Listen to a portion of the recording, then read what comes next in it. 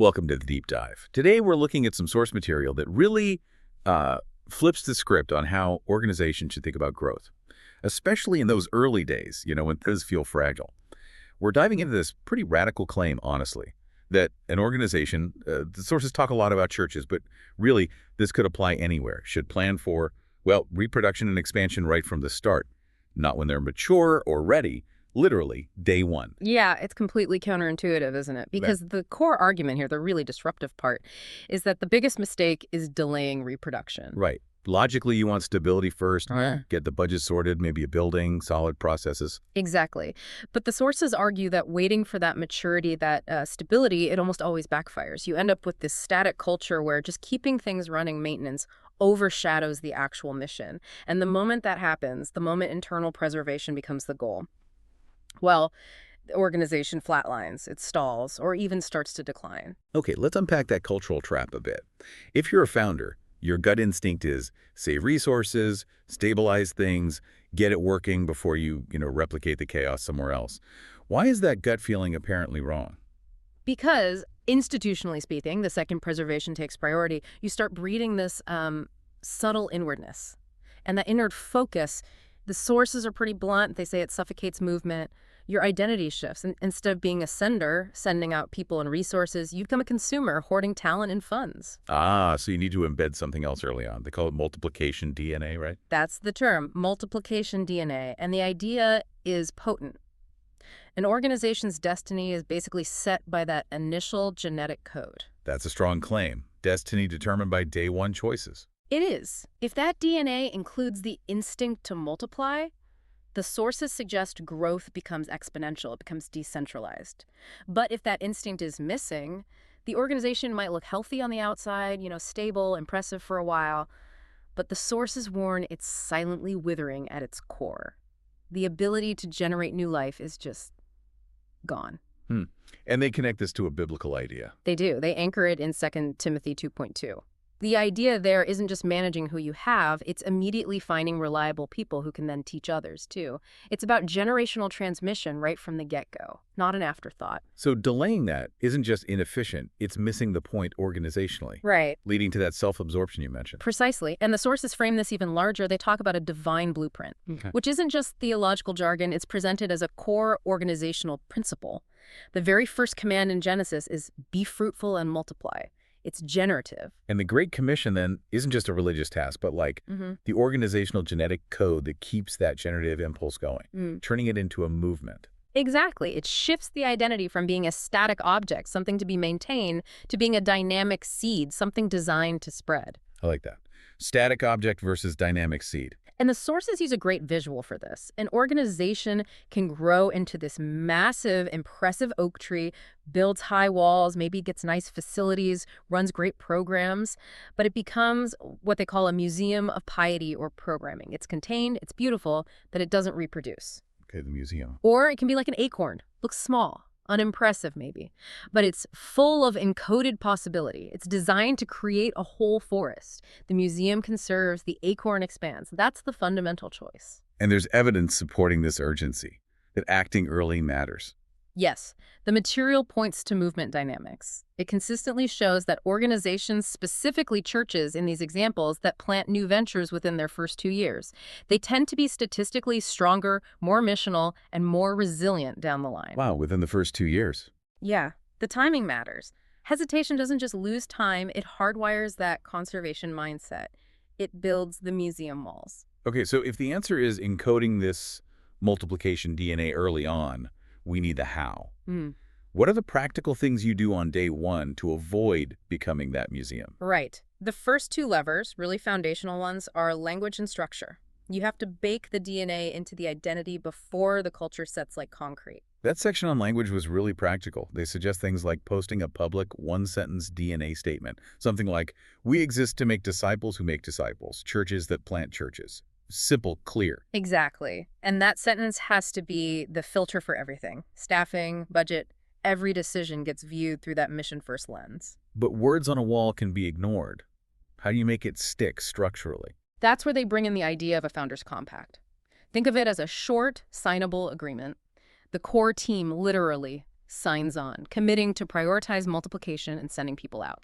It's not just a fluffy mission statement. It's a policy that says, up front, stability is good, but reproduction is our primary goal. Okay, a compact. Mm-hmm. That provides accountability. But you still need a system, right? A pipeline. So it's Yeah. not just resting on the founder's shoulders. Absolutely. And here they, again, draw from 2 Timothy 2.2. Paul trains Timothy. Timothy trains faithful people. They train others. It's a chain. They call it a 4-generation mandate. The goal isn't just producing leaders who rely on the initial team.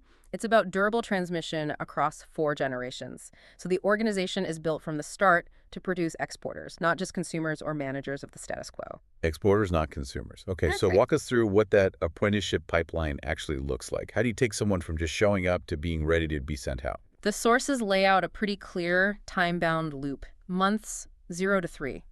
That's observation. People see how it's done, integrate relationally. Just watching and learning the culture. Right. Then months 3 to 6, that's co-leading. This is where structured training happens, like that 12-week disciple maker module they mentioned. They start doing it alongside someone. Getting their hands dirty. Yep. Then months 6 to 12, leading a micro project. They take initiative, maybe start a new small group or lead some outreach independently. Testing their wings. Exactly. And then months 12 to 24. This is the crucial bit, commissioning and sending, actively preparing them and releasing them. And the key here you mentioned is reproducibility. The training has to be simple. Critical. The training has to be transferable by ordinary people. The sources detail this 12-week disciple maker. Of course, it has leader scripts. A simple Bible reading method. Observe, interpret, apply. 3 questions. Why is that simplicity so vital? What's the alternative? The alternative is what usually happens. Organizations design training that, frankly, requires a seminary degree or specialized skills to deliver. They create complexity because, maybe subconsciously, they value sophistication over replication. Right, it feels more professional or rigorous that way. But if the training needs a certified expert or expensive materials, multiplication just stops, dead in its tracks. If a regular person can't take the materials and replicate the training in their living room with a bit of prep, the DNA doesn't transfer. You default back to being a museum, focusing on how good your internal programs are, not how many new things you're starting externally. Okay, this raises the money question. How do you measure this, budget for it, and make sending people out feel like a win, not a loss? Especially when funds are tight. They call it budget as theology. Budget as theology. It's a great phrase, but yeah, it's challenging, especially for a young group just trying to pay the bills. Yeah. How do you justify sending money and people out the door? Seems like the first thing that would get cut. But the sources are adamant. They insist you need a sending and seed fund. And it's not optional. It's a mandatory line item in the budget. They suggest starting with 2% to 4% of general giving. Non-negotiable. Because having that line item signals what you truly believe. It stops the internal needs from swallowing everything. If it's not in the budget, it's not really in the DNA, no matter what the mission statement says. Okay, let's make that concrete for someone listening. Give us a quick example. Sure. Let's say your organization's annual giving is, say, $120,000. If you set aside just 3%, that's $3,600 a year. That money is only for seeding new initiatives, maybe helping with apprentice stipends, covering some initial costs for a new plant. It might seem small, but dedicating that fund makes the commitment tangible. It speaks louder than any sermon or strategic plan about sending. Right, the budget forces the behavior. Yeah. So once the fund exists, how do you measure if this is actually working? What metrics matter if it's not just counting heads and seats? You totally shift focus from what they call footfall metrics, how many people show up, to reproductive metrics.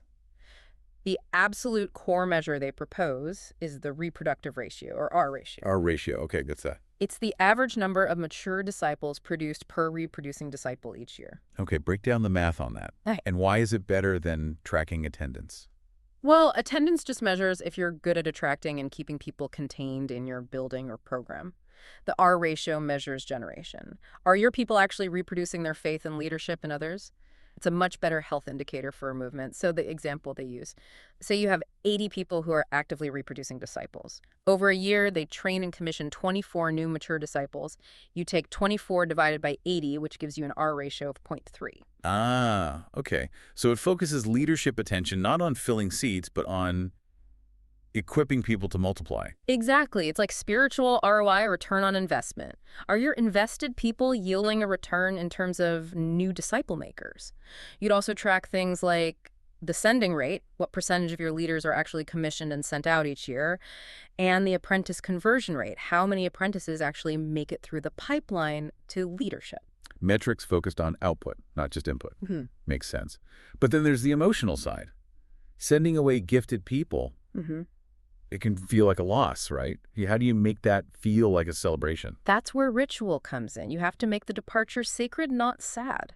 The sources suggest things like dedicated sending Sundays and having a formal commissioning liturgy. This is huge because it publicly reframes leaving. It's not, oh no, Sarah's leaving, what can we do? It's a blessed, intentional expansion of the mission. So you make it a public event. Yes. The ritual might involve laying on of hands, specific prayers, and publicly presenting that seed stipend from the fund we talked about. It makes the generosity visible. It makes the mission visible. It shifts the whole culture from, oh no, loss, to go, we bless you, we fund you, we're proud of you. It celebrates the sending. That cultural shift seems essential. But even with celebration, there must be pitfalls. If you're constantly sending out your best, that first one has to be the scarcity mindset, right? Worrying you won't have enough left. Absolutely. That scarcity mindset, viewing sending as loss, is probably the single biggest internal threat to keeping this going. And the correction the sources offer is, well, profound but challenging. It requires seeing sending as spiritual generosity, an act of faith that expands the overall mission, even if it feels like a short-term cost. But how do you fight that feeling when you spent years training someone and now they're walking out the door? It demands a fundamental shift in how the leader defines success. Your primary KPI, your key performance indicator, has to become training future planters and leaders, not just managing current programs. You have to shift from being a shepherd focused only on the size of your current flock to maybe thinking like a venture capitalist focused on seeding future ventures. Okay, so the reward isn't immediate stability, it's long-term expanded impact. That's the idea. The reward is multiplication. But what about the leader's own sustainability? If the founder's doing all this training and sending, burnout seems inevitable. How do you stop the system collapsing if one key person leaves or gets exhausted? Yeah, you have to design for resilience, not rely on one heroic leader. The structure needs built-in safeguards. One is shared pastoral load. You have to distribute the responsibility for care and training. So if one leader leaves, whether they're sent or they burn out, the whole system doesn't just collapse. Spreading the load. And the other crucial piece is accompaniment. You never just send people out and wave goodbye. That's a common failure point. The sources are really clear. You need something like a mandatory mentor covenant. The sent leader has a designated mentor back home with required check-ins, maybe quarterly reports for the first year or two. So sending isn't abandonment, it's ongoing support. It has to be covenantal, sustained support. Otherwise, you're just setting people up to fail. Okay. And finally, as things speed up, what are the big ethical or missiological guardrails? The warnings. Two really critical ones come through. First, avoid colonial planting. This is huge. Yeah. Yes, you standardize the core gospel message and maybe the basic disciple-making practices, but the methods, the liturgy, the cultural expression, that has to adapt completely to the new context. You absolutely must empower local indigenous leadership. Don't just clone the sending church's preferences and style. Contextualization is key. Don't impose your culture. Exactly. And second, balance depth over speed. It's tempting to chase numbers, to multiply as fast as possible, but rapid multiplication without solid doctrinal grounding and real pastoral care, it just creates shallow, fragile communities. They won't last. So urgency, yes, but not at the expense of substance. Right. Urgency needs to be married to genuine depth, theological formation, character development that has to keep pace. Okay, so let's try and bring this together for the listener. The core idea, this multiplication DNA, it's disruptively simple, isn't it? Yeah. It says multiplication isn't some far-off dream for when you're ready. It's a present reality you encode from day one through deliberate choices about language, structure, money, how you train leaders. That's it, exactly. And the fundamental choice remains the same, right from the beginning. Are you building a museum church, something contained, maybe impressive, focused on keeping things stable? Or are you building a seed church, something inherently expansive, reproductive, focused on the potential forest, not just the current tree? Museum or seed, a powerful distinction. So if success really is measured by who you send, not just who you keep, here's a final thought for you to chew on. If you buy into this counterintuitive idea, even just a little bit, what's one single, maybe irreversible action you could take this week in your budget, your language? Maybe signing a commitment to start encoding that instinct to reproduce in the DNA of whatever community you lead or belong to.